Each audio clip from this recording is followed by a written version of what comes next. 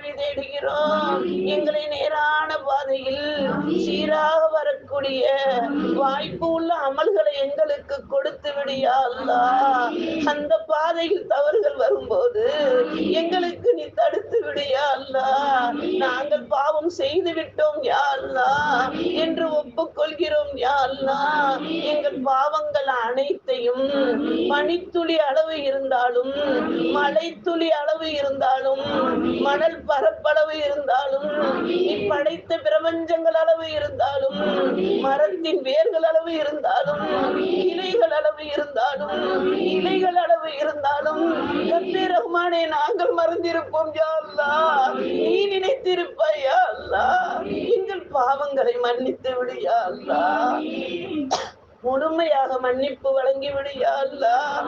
ஆதம் அலைஹிஸ்ஸலாம் முதல் கியாமத் நாள் வரையில் உள்ள